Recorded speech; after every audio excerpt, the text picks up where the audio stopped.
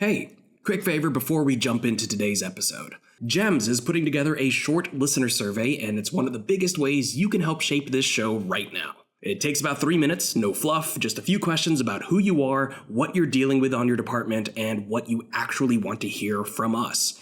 We read this stuff. It directly drives what we cover next. So if there's a topic you've been waiting for, this is your shot to push it forward.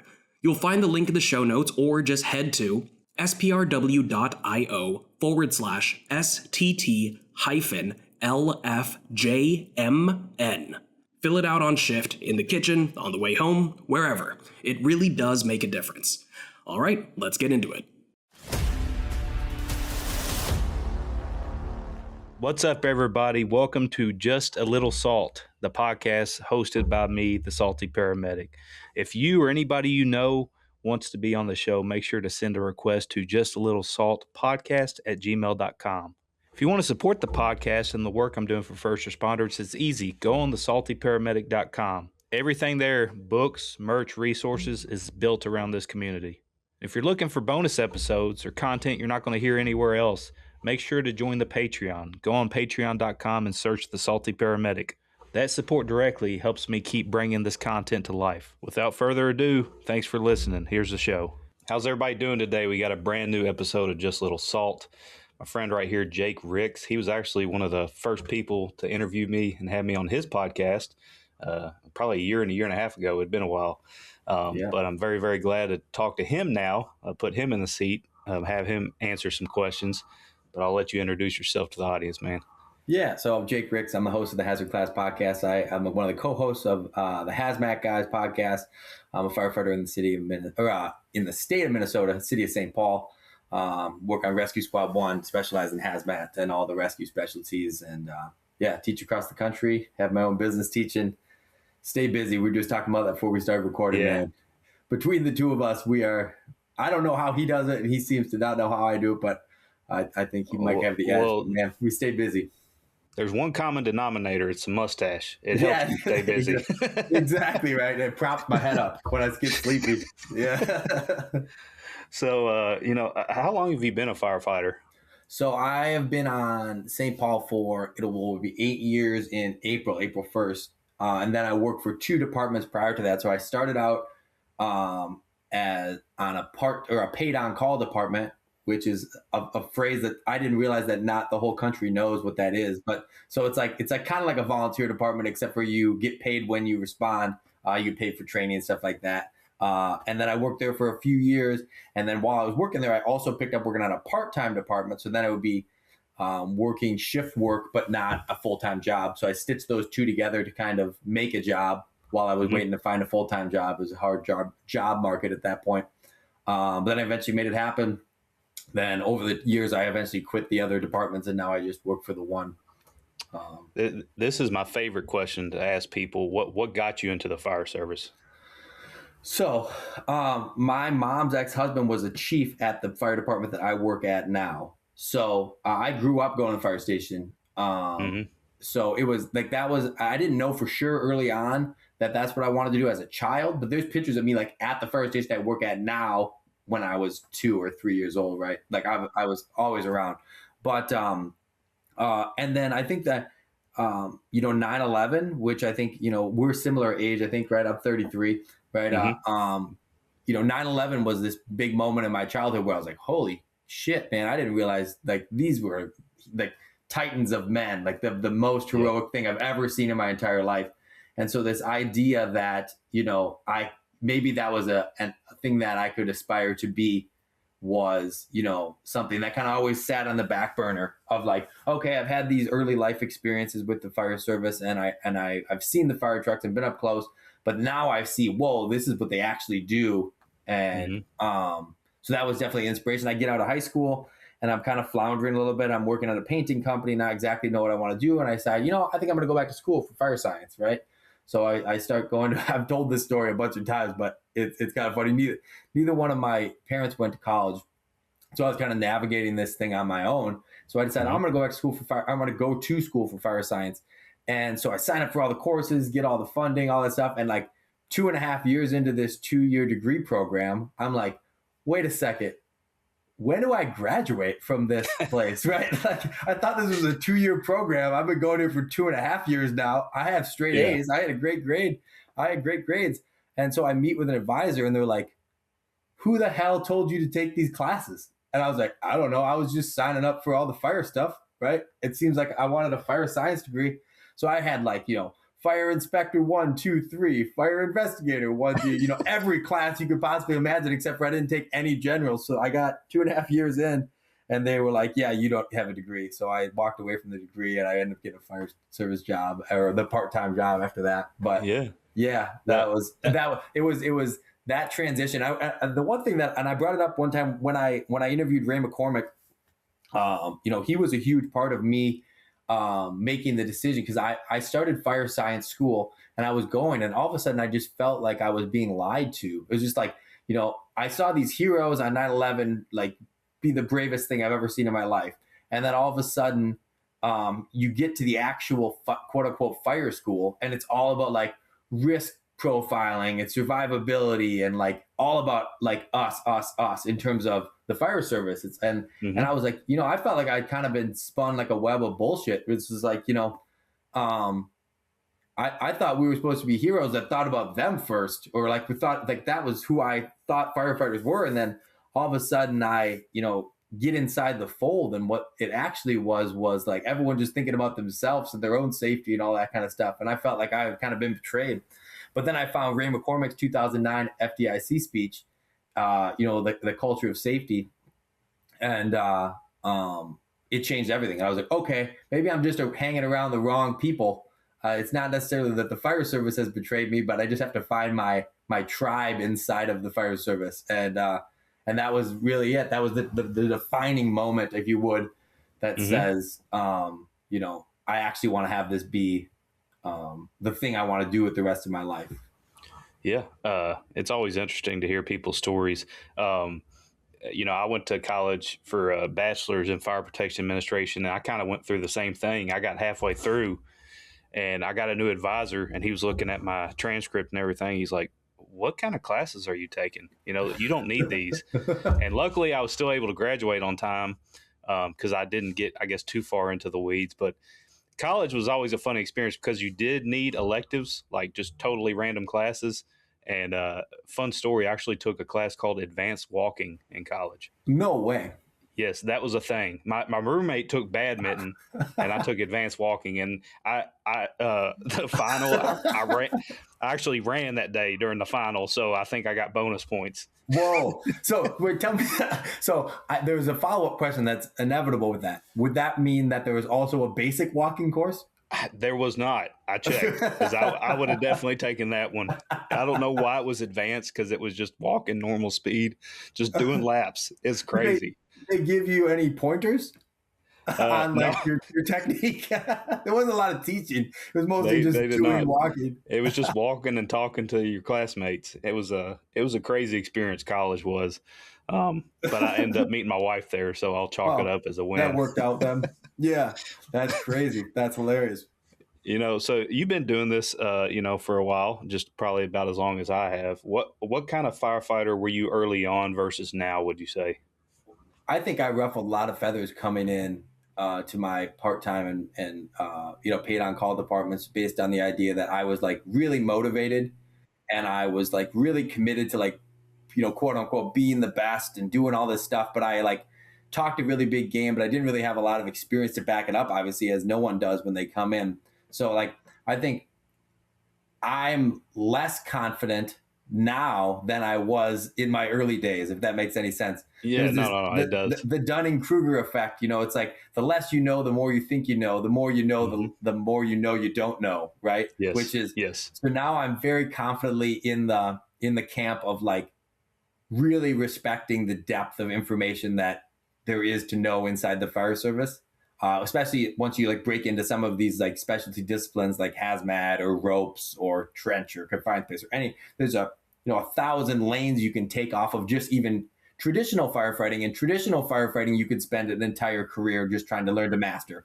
And so I think that's the biggest thing that probably differs from where I sit now versus early on, is that like, despite the fact that my competence is much, much higher, my like seat of my pants confidence is probably lower because I respect what there is to know a lot better than I once did.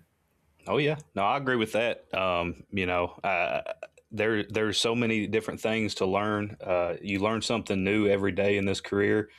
You constantly get humbled, no matter how long you've been in it. You know, you'll have runs or certain situations, and you're like, shit, I don't know what to do. You know, I've never encountered this, and you just have to make a decision. But then, those are the experiences that we learn from, and that's what makes it so great. That's one of the things.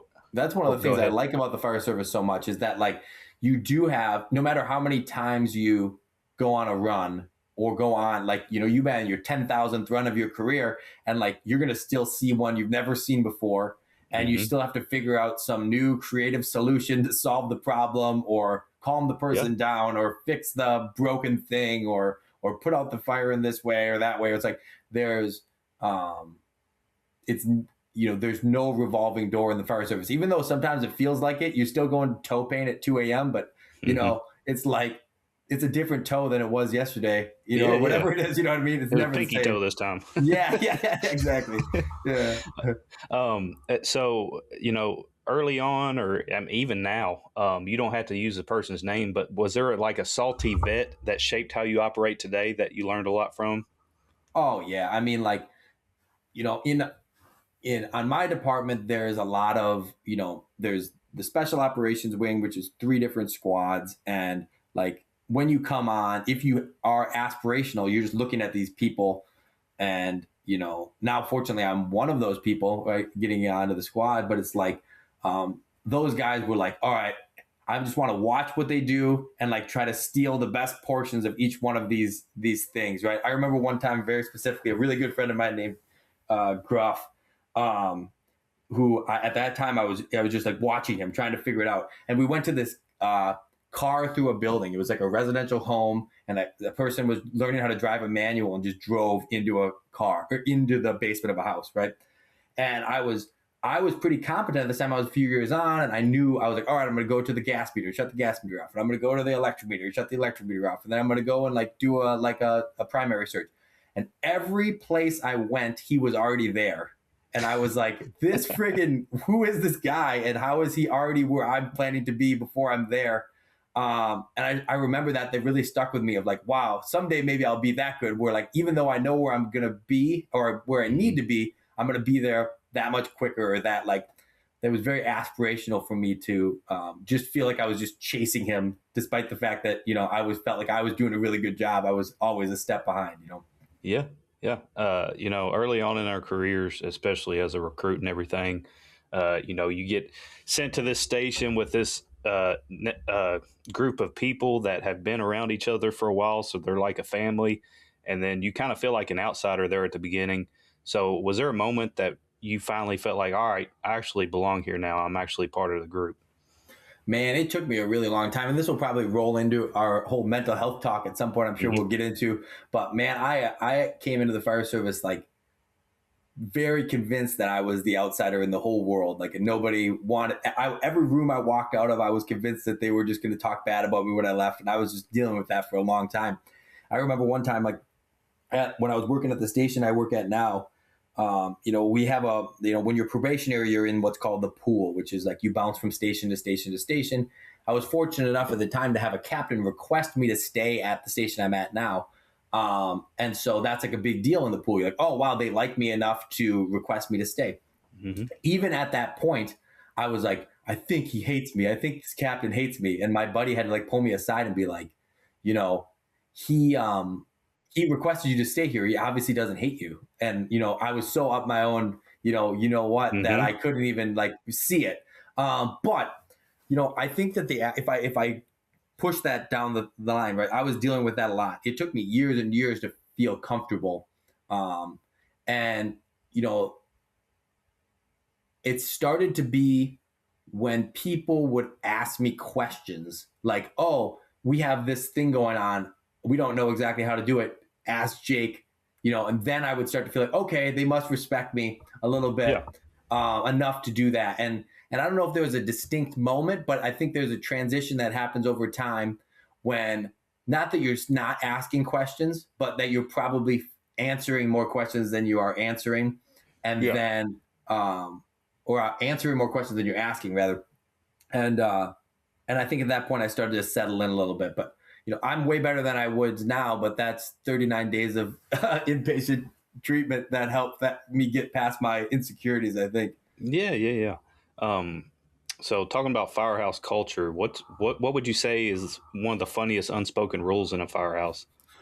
Oh man, I think how sacred the kitchen table is, right? I think that like that's a thing that like if it must be preserved at all costs, right? It's like there's a lot of the fire service is becoming more and more litigious and more worrisome that I'm going to offend this person or I'm going to but the firehouse table has this sacred nature that is like when we sit at the table, we're all equals and we can all shoot the shit and talk and joke and like we all know that it's love and it's like family.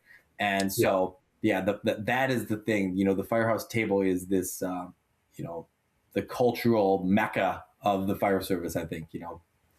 I'd agree with that. There's been a lot of beef squashed at the kitchen table, a lot of good conversations, at least I've been a part of. I don't know what it is. It's just something about that table. What's something you would say is toxic in the fire service that we need to kill off?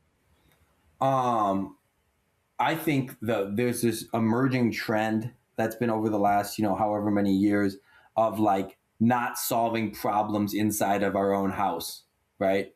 And obviously at different scales, different fire departments have more houses to have problems in, or maybe you have one house and your chief's in that house. But I think that like the more we can solve problems at the lowest levels of management in terms of interpersonal conflict and stuff like that, that is the thing that I've seen emerging in the fire service more than anything which is like, you offended me, so now I'm going to go talk to someone way up the chain. Yes. When in reality, it's like, hey, man, go sit at the table, go to the captain's office or whatever, and let's hash this out before it gets outside of the walls of the station. And I wish that would happen more than it does now. It seemed to be of old. That was how things were solved. It was only when it couldn't be solved there that it went up the chain. It seems like more and more it's going up the chain earlier. Thank you. I agree completely with that. Since I got on the department, all of my station officers have been very adamant. Like as soon as you get there, like, all right, we're solving things in house. If you have a problem, you come to me, and I agree with that completely. But it seems like I've ran into situations where individuals like that will just bypass the chain of command and turn a small problem into a larger one. Because they don't trust their station officer to handle it, which the station officer won't always handle the problems the way they should be. That's being human, but that's why you need to trust your officer. And it's just, I hate when people go around people like that, man. Well, and like, we're all adults here, right? Like if you have a problem with me, let's just talk about it. There's like, most people are not like purposefully malicious. Like if I offended you, I probably didn't mean to. If maybe I was poking fun at something you don't want me to poke fun at, whatever the thing is, but we can talk about that. But like, as soon as it goes above our station officer, now we have big problems. Now the cat's out of the bag and like, it's going to be a situation. Like we can squash this at a way lower level. Yeah. What would you say would be the real difference between a good firefighter and a respected firefighter? I think the difference is whether or not they keep the information for themselves or they share it with the people around them. I think you can be a good firefighter that silos all your information into your own brain. But to be a respected firefighter, you have to be willing to be comfortable enough in your own skin to share what you know and try to make the people around you better as well, right? I think that's probably the real distinct line between the two of those things. I agree with that. Station's only as good as its weakest link. You try to build each other up. And no, I agree with that completely. I think that so often people, especially as you're starting out in your journey of competency, you're like, I want to be recognized as good. And if I make the people around me better, then I won't stick out as much as being competent. And, like it's unfortunate that we think of it that way because there's nothing that happens in the fire service that isn't team oriented. So to have the people to your left and right be more competent only benefits everyone. So there is no victories in the fire service, literally zero victories in the fire service that happen by one person.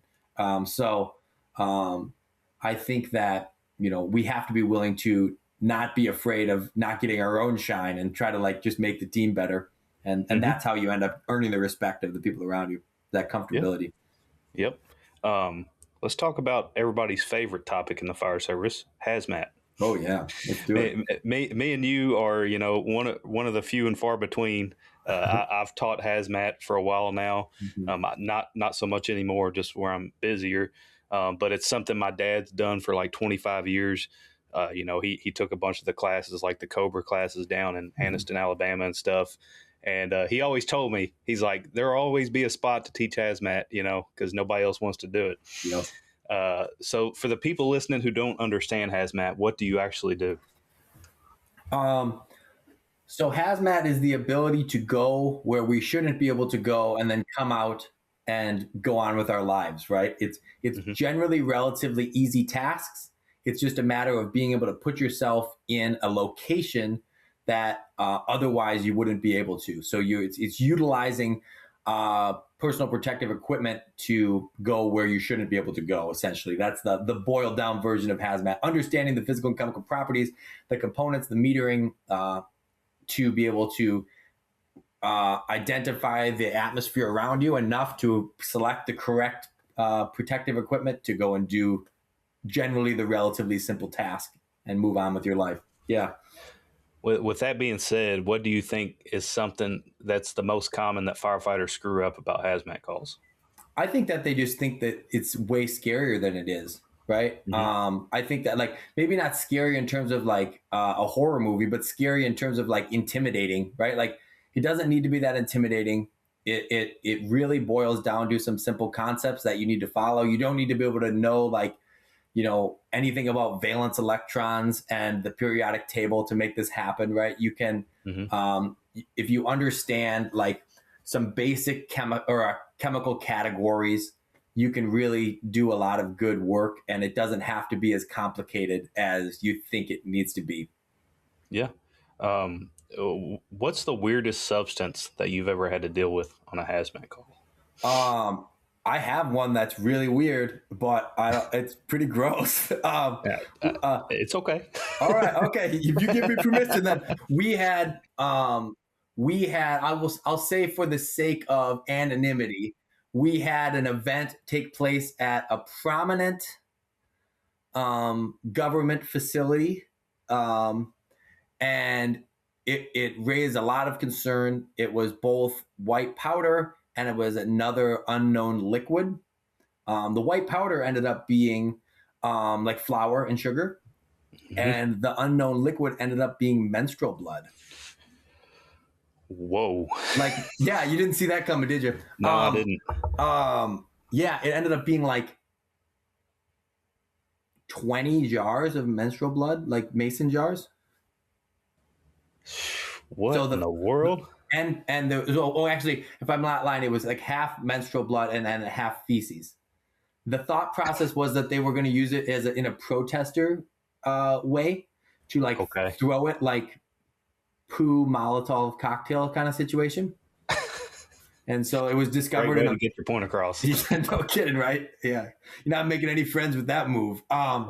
But it was discovered in a bathroom before they were able to deploy it, and we had to do a full hazmat run out on it. It was gross. I had to do the sampling on it, and so it was like, I have a pretty strong stomach in terms of like not puke. I've been at some pretty unbelievably bad, nasty, EMS runs, and I was taking samples like.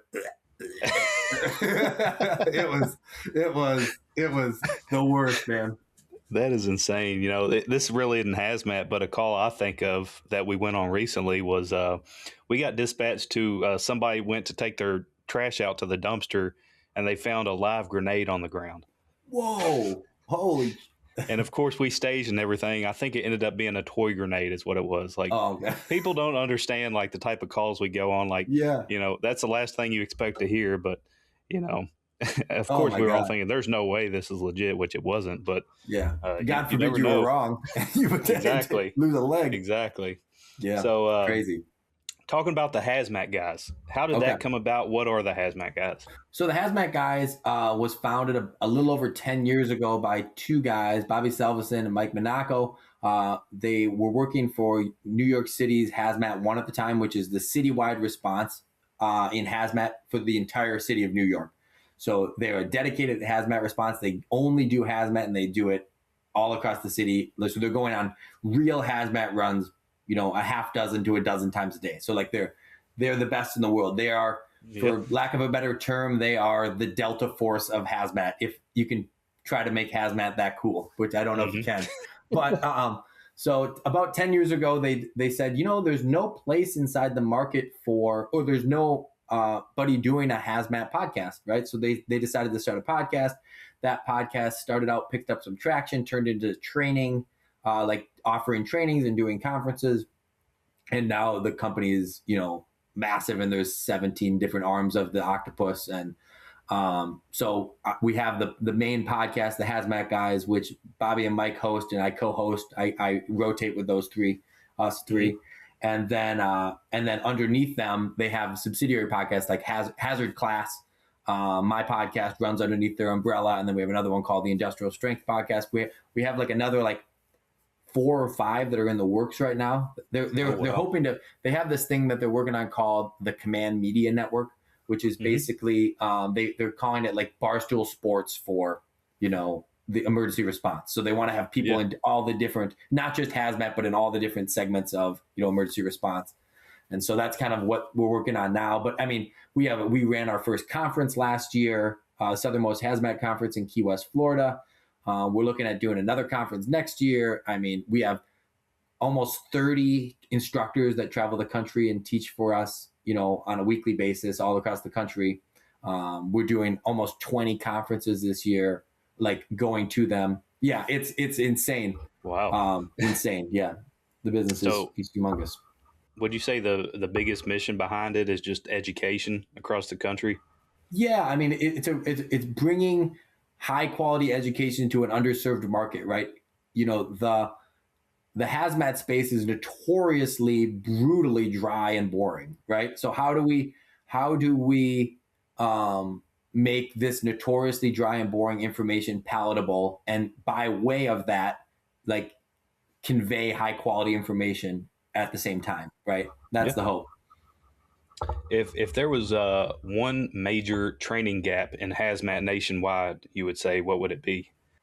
I think it's probably people, like the training gap is the training in and of itself, if that makes any sense, right? The training gap is the fact that people are so hesitant to lean into it that they just don't train on it at all. And it becomes like this like bastardized, like redheaded stepchild of the fire service that some people get and some people don't, but everyone wants to avoid.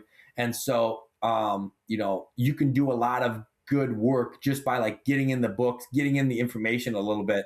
And that's the hope, right? Gotcha. So, you mentioned your podcast, Hazard Class, which I was on a while ago. I don't think people realize how much work goes into it, which I'm going to preface this and say I'm very, very lucky. I have a team that edits all my stuff for me, and that's a lot of time right there. But, you got editing, you got the actual recording, getting questions for people, scheduling, advertising. There's so much work that goes into it, and I'm sure there's people listening right now that's thought about starting podcasts, and I always say go for it because I love it. I love talking to people like this, learning things. What made you start Hazard Class in the very first place? Yeah, so Hazard Class started because, I was working for the Hazmat Guys, and at that point I wasn't co-hosting the show.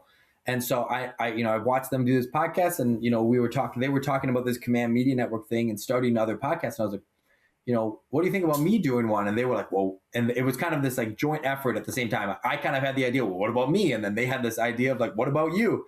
And I said, my first thing was, I don't want to duplicate your podcast. I don't want to have another hazmat podcast. I want to talk to everyone. I want to talk to, firefighters and EMTs and military people and police. And like now I've had film directors and authors and, this whole gamut.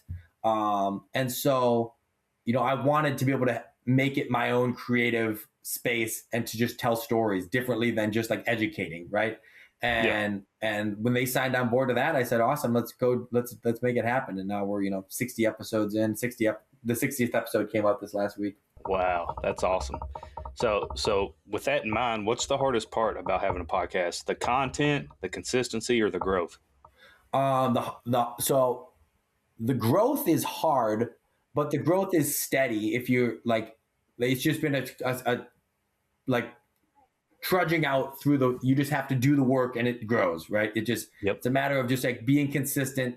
But the hardest part about it is the fact that, you think that you're starting a podcast business, but in reality, you're not. The podcast is like, while it's the centerpiece of the whole business, the reality is you're actually doing a social media business, right? Mm-hmm. It's, the content that you create is having conversations like this, but the actual work is cutting the clips and posting the clips and booking the guests. And like, it's much more, how do we, because like, if you're not, you're just like shouting into the void, right? Like I could talk to all my friends and have these amazing conversations, but if nobody listens to it, then like, what are we even doing here, right? Exactly. So it's a matter of managing the social media and getting it out, cutting the right clips and managing that whole thing. Fortunately, that's what I do for the hazmat guys. I manage their social media.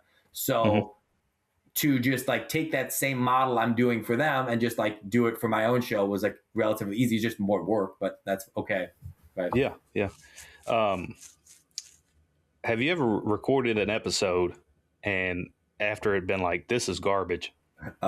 Yes, I have, I don't know, maybe a dozen episodes that are sitting like that have been recorded that I haven't released. And they're that's not to say that all of them are because they were so bad. I have done a couple, which I won't put anyone on blast. Yeah, maybe I will. No, maybe I will. I don't care. Let's do it. Exclusive here. I will. I won't say his name because he was a very sweet man. But I booked this. I went through this phase where I was like, I want to just talk to random people, right? I interviewed like the top gladiator expert in the world because I watched Gladiator 2 and I was like, I want to talk to somebody from this, right? So I did a 2-part series with the guy, the top gladiator expert in the world, whatever. So on this vein of like talking to random people, I was like, I want to talk to a mentalist or like a magician, right? Ooh. So yeah, whatever. Okay. So this guy, and like, I can't overemphasize how sweet of a guy this guy is, but he was like doing tricks to me over our recording, and me with zero magic training, I could tell how he was doing all the tricks. And so like, if you're not fooling me, who knows nothing, right? We're not fooling anyone. So like that episode is definitely not going to go out, unfortunately, despite the fact the guy was a really nice guy. Like the magic just wasn't up to par to really blow my mind, I guess. And so it was really awkward. The recording was really awkward because I was like, I'm not a good actor. So I'm like, exactly. Wow. Yeah. Oh my God. How did you do that? It's like, I felt like it was like my kids doing a magic trick for me. And I had to be like, whoa, oh my goodness. Yeah. No, yeah. But that's interesting though. That's something I found out as doing this one is like the more unique guests you get, like it helps catch people's attention. Cause sometimes just, interviewing the same fire and EMS people with the same stories, it gets monotonous. Yeah. And that's cool that you get, unique people like that.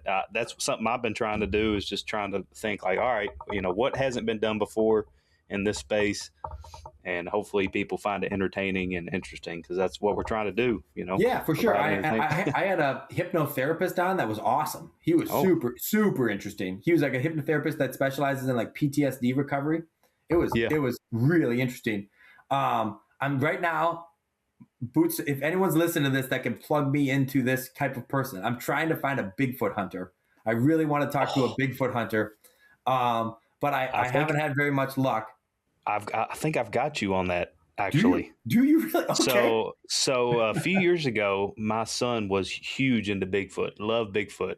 Okay. And there is actually a Bigfoot fest in Kentucky where my wife grew up. I think they've done it for 2 or 3 years now in a row. And our local library sponsored this dude who's a Bigfoot hunter to come speak. So we took my kid to go watch him. and I think I still have his Facebook. So I'll put you in touch. Okay. Yeah. I love it. Yeah. I'm fascinated by it. Right. Like, cause the Yeah. people that are diehards.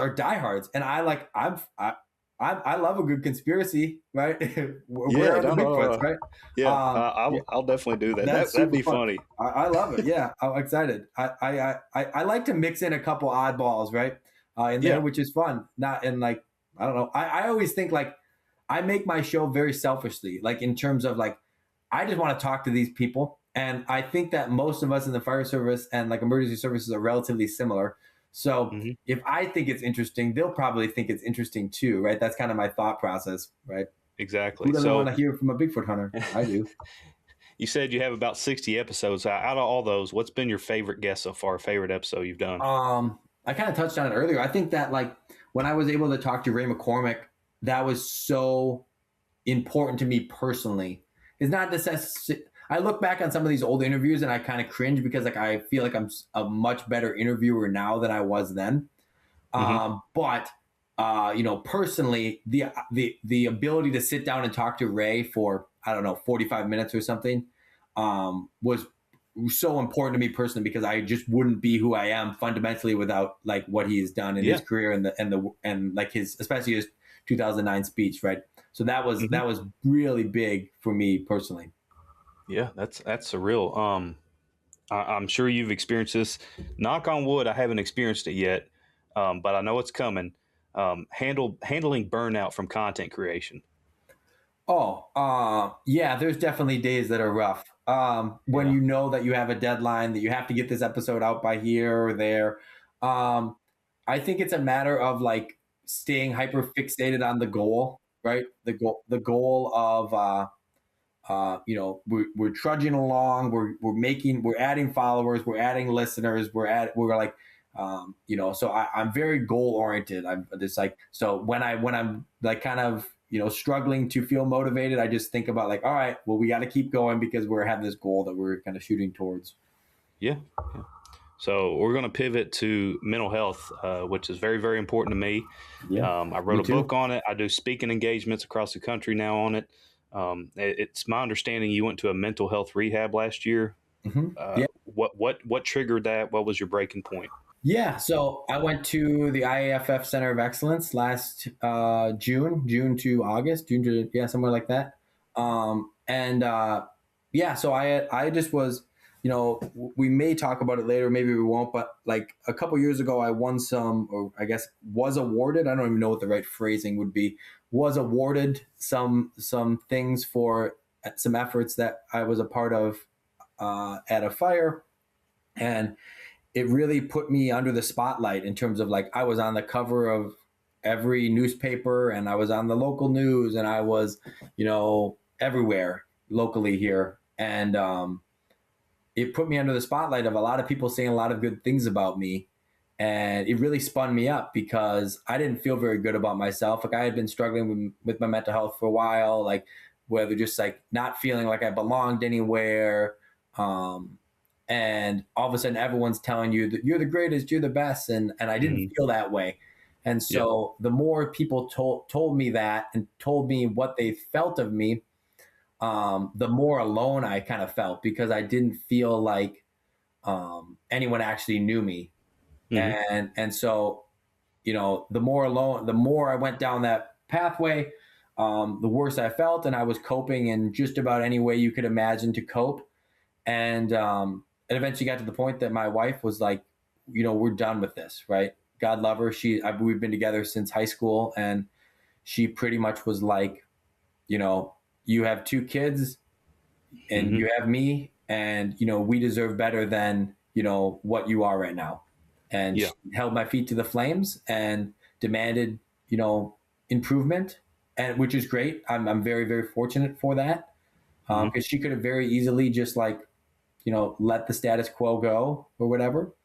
And so the decision was made to go get help. I had already been going to therapy for years prior, but I needed what I would say is that my decline outpaced my recovery at that time, right? Even though I was getting better in some ways, I was getting worse in other ways faster than I was getting better. And so It eventually got to that breaking point where I was like, I need to go and just focus on this for a while, right? So I spent 39 days in inpatient treatment in Maryland at the IFF Center of Excellence, which was a great program. Like I've since talked to, I've been very public about this, right, through my social media, Yeah. through my podcast, and so I've talked to people from all over the country. Hey, I'm thinking about going. I have this guy that I know that maybe should go. Will you talk to him? I've talked to people all over the country about this because like the program was so great for me. It's really built for firefighters to go and be around people that they feel close to, right? Because there's that brotherhood in the fire service. And so the program was just great. Like I said, 39 days there, changed my life forever. I walked away from that a wholly different person, the way I view myself and the way I view the world. And yeah, I feel very fortunate for having went and for being pushed to go. Well, let me just start by commending you for doing this and talking about this on your social media, on here, everything. Because as you know, firefighters aren't the best about expressing their feelings, and it ends up biting them in the butt in the end. Mm-hmm. Well, I can't imagine, having to go there, leaving your family and everything. What was your biggest fear about going? I think my biggest fear for going was that it wouldn't work, right? I think that like I was at the point where I was like, something's got to give, right? I can't live this way anymore. Like I'm too broken. I'm too uncomfortable. Like that's the best way I can describe it. Like like life was just deeply, deeply uncomfortable. And I've mentioned before in prior podcasts that I had a brother that died by suicide, and so like this was very close to my heart in terms of like that wasn't an option. So no matter how uncomfortable I was, I knew that wasn't a way out. So there was no option. I could either be deeply uncomfortable or I could solve it because there wasn't an exit door, right? I couldn't do that to my siblings and my parents and my let alone my wife and my kids, right? But I was right there. I was that uncomfortable that it was definitely like I longed for that, despite the fact that it wasn't an option. And so I just feel very fortunate that the intervention happened when it did, and I was able to get past that, because as I was going into the program, I was just like, this is the end of the road. You either get solved or I don't know what the other alternative is. So that was the heaviest anxiety going into it, was wondering whether or not this program would actually work. Yeah. No, I can't imagine, individuals, they get in those spaces where they're super uncomfortable with themselves, just super negative, and they're hyper fixated on that they don't realize the impact that they have on their families and everything. So your wife coming to you and, kind of pushing you, that's huge on her part. Spouses of firefighters, EMTs, police, whoever, they have a huge job as well, because they have to recognize, when we're not right, because we're not always outright with it. So that's super awesome. I'm glad you were able to get the help you needed and that it helped you. I'm sure you've inspired a lot of people, a lot of individuals that's going through things too, just being, outright with it and outspoken. Yeah. And like I say, especially on this platform, like a big platform like this, is like, I'm available. Like I will always, like, it doesn't matter if I know you, don't know you, like I will always answer the call to talk about this, right? If someone wants information about whether or not they should go, like I will literally always answer my phone. I'm literally available that much. And I've talked to dozens and dozens of people across the country about this, and I'm always happy to do it. So like if anyone wants any information about it, like this has become a life's mission of mine, to not only do it, but to proselytize like the benefits of it. Right. Awesome. Now, how would you say you maintain your mental health from day to day? A lot of it was a paradigm shift, right? Like I had so many deep-seated thoughts about myself and my interaction with the world that I needed to, they call it in therapy, they call it a stuck point. Like it's like these are the things that I believe to be true despite evidence to the contrary, right? And so breaking some of those stuck points just like lifted the veil in my life a lot of ways. So it made the day to day a lot easier. Not to say that I'm not like a person still in recovery. Like I very much am. Like I go to a recovery group and I that helps. I go to therapy every week. Right, me and my wife are very, very fluid in our conversation. Right, very open and honest about what's going on and how I'm feeling. And we have lots of check-ins and lots of, and then I have very good, close friends that were with me through all of this, that like keep a pulse on me and make sure that like things are going the way they should. But it's really a matter of a few different layers. Like there's the engineered controls, which is like going to my support group and going to my therapist. And then there's also like the interpersonal network of my wife and my close friends that like check on me.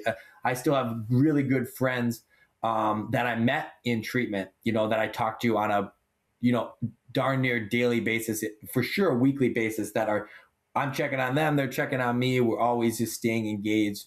And, you have to like keep it front of mind so that the demons don't, come back. And I'm doing great now. I mean, I feel amazing. If I would have told you last year, I guess if you would have told me last year this time that I would feel this good now, I would have said it impossible way to feel, right? I just didn't like the goal line was just in a different place than I even realized it could ever be. Like what my best possible hopes for feeling good, it exceeds that times, 5, 10 times. You know what I mean? It's like I didn't even realize how good a human could feel because I'd been feeling so bad for so long. Yeah. That's great to hear. Thank you for being so outright with all that. I know you discussed a little bit about that award. So can you go into depth about that? Because I'm sure you've won more, but what did that actually mean to you personally? Yeah. So I was awarded the 2024 Minnesota Firefighter of the Year, along with my partner that night, Mason Conlon. And then we also won the Firehouse Magazine's National Valor Award for 2024 for rescues. We had a house fire. We don't need to tell the whole story, I suppose, but it's we had a house fire that resulted in 6 children and a mother being rescued. I rescued 3 kids. My partner Mason rescued 2. And yeah, so there was just a crazy night. Everyone came out of the house in cardiac arrest. Everyone was subsequently revived, but then unfortunately all but 2 of the children and the mother passed. But it was a crazy night. And so, I say it every time I talk about it, which is, I was the figurehead for this and I was given these awards. But like, I just am a spoke in the wheel of this call. Like there was 70 people on scene. And I think I touched on it earlier that like, there's no such thing as individual recognition in the fire service, right? Like I couldn't have got there without the driver, and I wouldn't have, been able to do what I did without the other people pulling the lines or whatever the thing might be. It's like, it's a team sport whole through and through. And it really showed the versatility of my fire department and the ability to be extraordinary, right? The fact that we had people arriving to, do firefighting operations and all of a sudden are going to drop their packs and do EMS and subsequently, regain pulses in 6 pediatrics and a mother. We were transporting multiple pediatric arrests in the same ambulance. Like that's like the kind of like level of insanity that it was. We had I just told this on the weekly scrap a week ago or 2 weeks ago or whatever, but we had a medic intubate a pediatric in hospital because a doctor couldn't do it while he was wearing his turnout gears. Like that's way crazier than me doing a search. Like, let's be honest. Like I was just doing my job. Like it's my job. Go do a primary search. I found 3 kids. Awesome. I did what I was, but nobody expects a paramedic to go intubate a pediatric in hospital because the doctor can't do it. Like that's an extraordinary thing, right? And I really wish he would have got the shine that he would have got because that to me that's way more impressive than anything I did. Um, Yeah.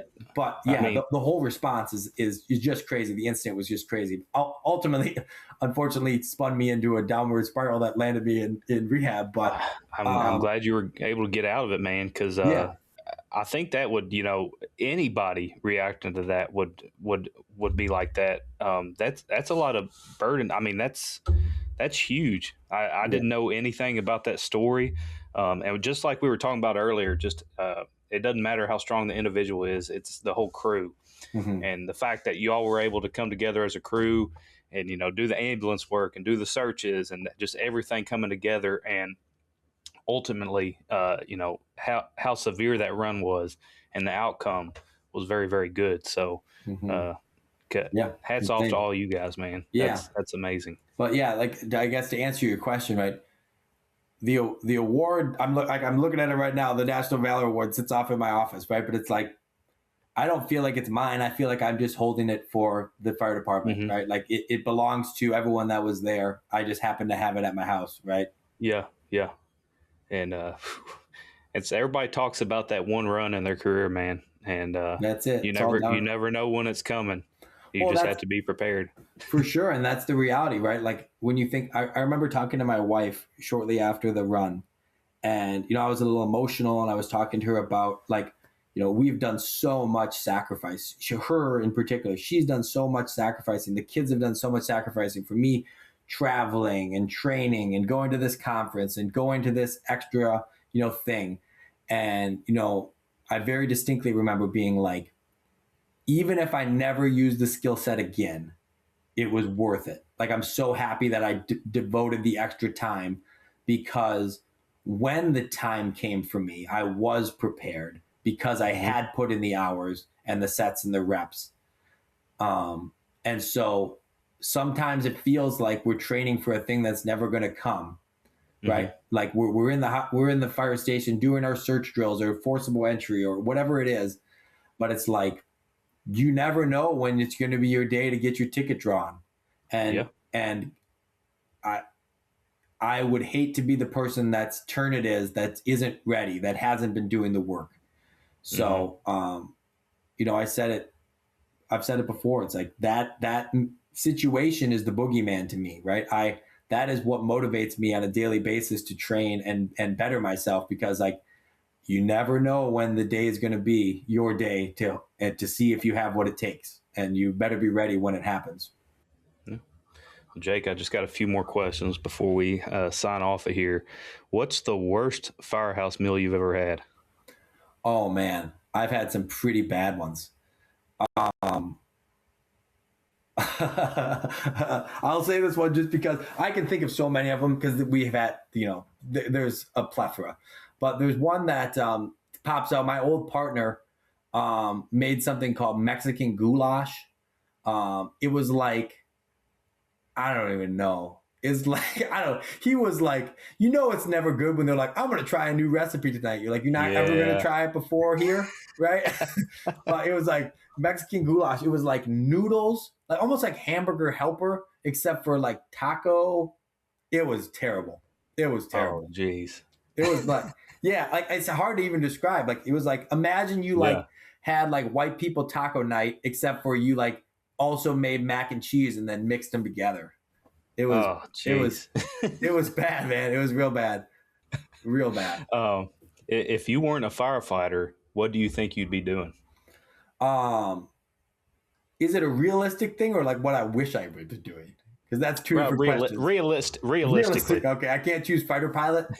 Uh, no. I would probably be working in marketing in some ways, right? That was what I was doing. I thought I was going to go to school for graphic design out of high school originally, and then I worked for T-Mobile for a while. I did pretty well selling, and then I climbed up into their marketing wing. So I actually ran mobile marketing for T-Mobile for the entire Midwest for a period, and Hmm. I do pretty well in marketing. Granted, that's kind of what I do for the hazmat guys now, kind of on the side. So Yeah. I love the idea of, Mad Men style, like ad executive, maybe. I think I could Heck probably yeah. do that. And lastly, if the fire service took everything from you tomorrow who is Jake Ryks without the badge? It's a hard question. So much of my life is built around it, and I guess I don't know who I would be, but I would hope that I would be someone that my kids would be proud of. Yeah, no, I agree completely. It's hard, firefighters. It's such a big part of our life, and it seems like our life revolves around it. So when you take all that away, I always come back to family. So I agree with you completely, and I do it all from my family. So yeah. Thanks, man. Thanks so much for coming on. This has been an amazing episode. Great talks. Thank you for discussing everything. If people are interested, where can they find you and support what you're doing? For sure. Yeah. So Hazard Class on Instagram, Facebook, LinkedIn. You can find me, Jake Ryks, on LinkedIn. You can email me at jake@hazard-class.com. Yeah, I'm super responsive. I'll get back to you. I love talking to people. And check out the Hazmat Guys, hazmatguys.com. New episodes of Hazard Class every Wednesday. New episode of the Hazmat Guys every Friday. Awesome, man. I appreciate you for coming on. Everybody watching, new episodes of Just a Little Salt every other Monday. If you're interested in being on the episode or on an episode, make sure to email me at justalittlesaltpodcast@gmail.com. I'll see you all in the next one.